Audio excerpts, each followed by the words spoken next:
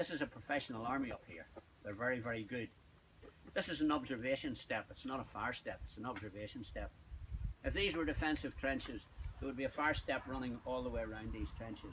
We don't find any fire steps at all. But this is what we found. This is sap number 1 here. You've walked over number 2 and number 3, and number 4 is the other side of the wire. They became very, very important. But first of all, the trenches in Thiepval Wood are not dug by the Ulster Division. They're dug by the 51st Highland Division. Every trench in here, except for 2 trenches and 1 castle, and the sap number 2 sap, are names from home. Everything else is names from Scotland. So there's more Scottish history in here than Ulster Division history. Yes, we were here on the 1st of July. We came in here the first week in March.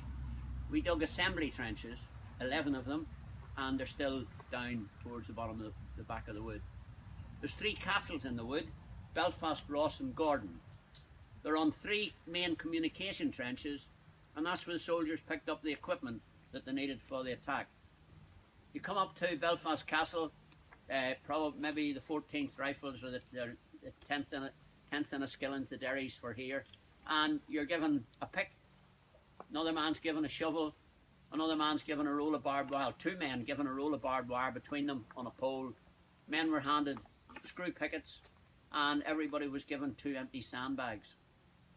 What are we carrying all that stuff for?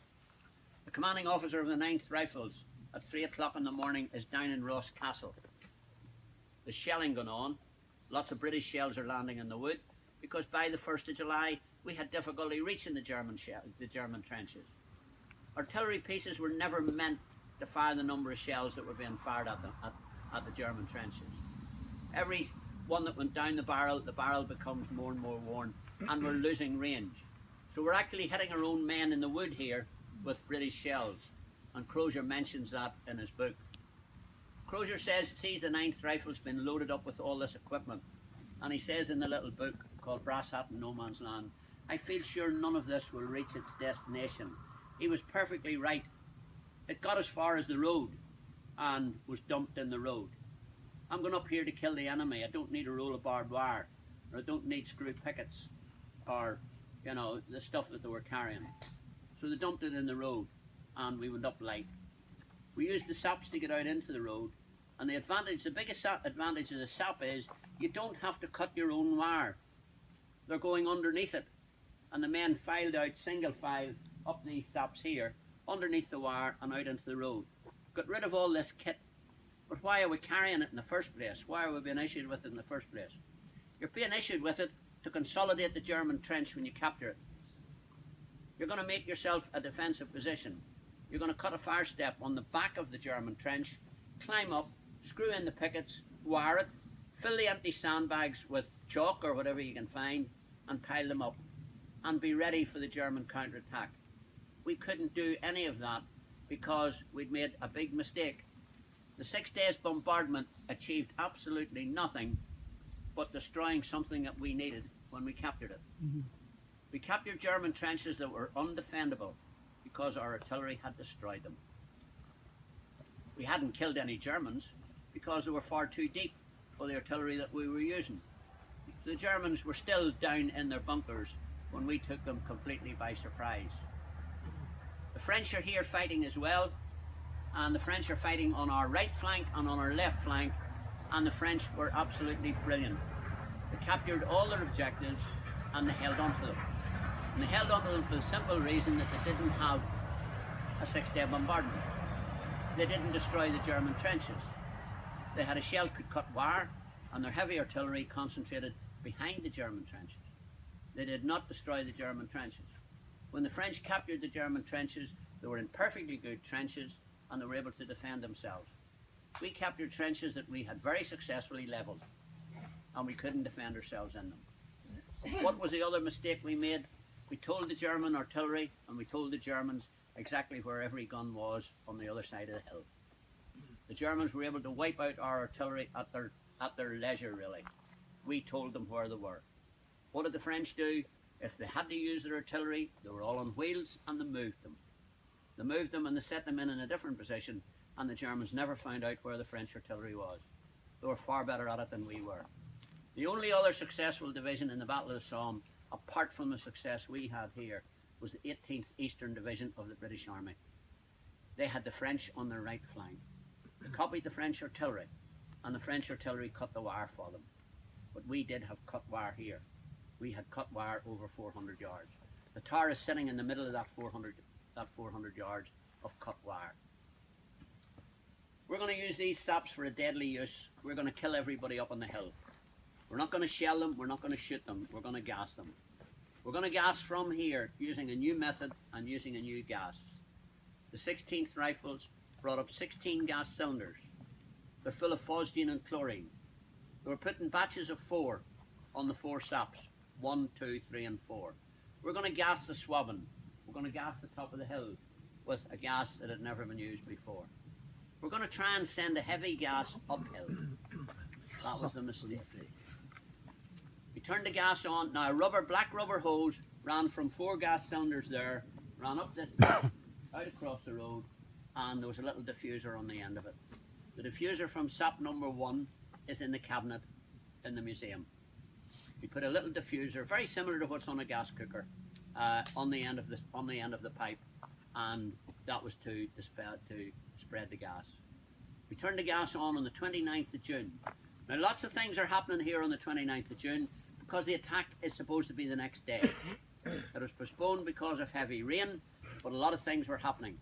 While we're releasing gas from here, the 32nd Division are out of Chateau Trench down the side of the wood, and they're cutting 7 holes in their own barbed wire, preparing for the attack the next day, which didn't take place.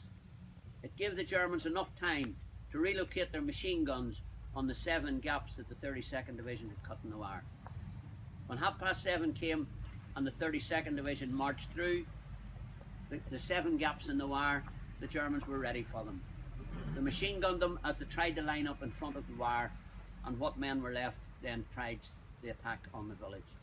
But while that's happening, we're releasing gas from here. The gas was turned on the evening of the 29th, and we killed 13 men, our own men, from here down to just past the tower.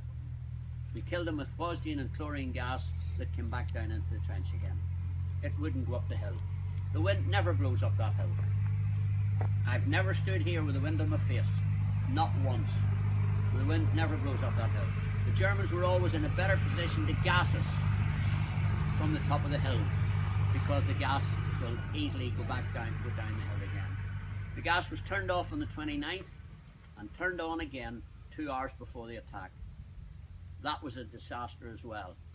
The 16th Rifles were ordered to take the gas out of the front line trench, carry them down this trench here, 2 men to a cylinder, the big cylinder's about this height here, and dump them in the marsh at the bottom of the hill. They dumped 12 cylinders in the marsh, and we found the other 4. We started doing this on sap number 2, and when we started, it's only about that distance below the surface of the forest, we found the 4 gas cylinders. Still red paint on the little gate valves on the top, and the hose was still connected to the cylinders. The French spent 8 hours getting them out of the wood here and taking them away safely. I have photographs of them lying at the side of the cemetery here. They were taken away, they were still full of gas, they were still connected, the hose was still connected, and the gas was a total disaster. The attack on the right flank was a disaster for the 11th Enniskillens and the 14th Rifles. They're trying to get up the hill to support the men who were over the skyline, the 9th and the 10th Enniskillens. The 9th Rifles were just on their flank, on their left flank as well. So things were going badly wrong.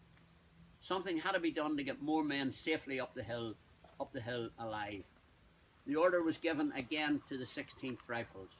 The 16th Rifles formed 4 parties of men digging. This is the Pioneer Battalion. And they're going to dig the 4 gassing saps into the German front line. Have a look at it. It's from the road to Mill Road Cemetery. The German front line runs through Mill Road Cemetery, and the men were ordered in 4 groups to dig the 4 gassing saps into the German front line, just to get men up the hill to support the men who attacked at 7:30. They started out with 2 second lieutenants and 2 lieutenants on 4 teams. Number 1 team here, Lieutenant Cole. It says in the records he's a Canadian, I found a record of his mother and father living in an address in America. So we've got lots of strange people in the Ulster Division here from all over on the 1st of July. They're not all from the province. Cole took a team of young men out here, some from Lurgan and some from Belfast. And they're young lads, 18, 19-year-old. They were ordered to dig into the bank over here. The bank, this runs out over here, into the bank over here, and dig the Mill Road Cemetery. The Germans observed them straight away from the chateau, and they called in one single shell. They called in a single high explosive shell that killed the whole team. Cole's medical record shows that he was so badly wounded there on the morning of the 1st of July that there was no point in taking him any further than a casualty clearance station down the hill. He was so badly wounded they weren't going to waste an ambulance on him. He was taken to a casualty clearance station down there, and he's buried on his own down the hill. The other lads, most of them, are on the Thiepval Memorial. Mrs. Marshall in Ivy Cottage, Newton Breda, received her letter. That's just on the outskirts of Belfast, near the Beaver Estate. Received her letter on the 21st of July. I have the letter. I have a copy of the letter. It was written by White, the commanding officer of the 16th Rifles. White wrote the letters in Belgium on the 17th of July. So he didn't get through all the letters to the men who died. Young Marshall was hit on the back of the head by a piece of shrapnel. White says, my brother bandaged him and brought him in, I assume into the wood here. But we saw from the start that it was hopeless. He never recovered consciousness and died soon after. His body must have been lost or not identified, and he's on the Thiepval Memorial. Ivy Cottage was just at the corner of Beach Hill Road and Newton Breda Road. It was there, well, the last time I was in the area, it was still there, a lovely little cottage. The other men are on the Thiepval Memorial as well. The only SAP that was a success, they abandoned number 1, 2 and 3, and number 4 reached the German front line at 3 o'clock in the afternoon. It reached the Pope's Nose at 3 o'clock in the afternoon. That allowed the 49th Division, who were in the wood all day, our support in the assembly trenches, waiting on their commanding officer, a guy called Woodward, releasing them to support us fighting up on the top of the hill. He wouldn't release them. He didn't release them until it was too late. He released them under pressure from his own officers. There's a court of inquiry. I've read the papers from the court of inquiry. And finally, they got up SAP number 4, round the back of where the tower is today, into the German third line, and the third line takes you straight up to the Swabin. They got to the Swabin at 5:30, and there was only dead and wounded Germans and Ulster men left in the Swabin. Shortly after that, the German counterattack, three-prong attack, drove the remnants of the Ulster Division and the 49th Division back into the wood again. We held on to 400 yards from Mill Road down to where the German trench crosses there, and that's the bit we handed over to the 49th. Anyone like to ask anything? What's the Swabin? Swabin? Yeah. Between us and that clump of trees over on the top of the hill. It's out over the hill. You can't see it from here. It's over the brow of the hill. It's over the brow of 2 little hills actually. It's way over to near. There's a row of houses actually. It runs right to the road that runs between Kipville and Grand Court. Okay. What does the word mean, Schwaben? Pardon? The word Schwaben. Schwaben. Schwaben was a German officer. Oh.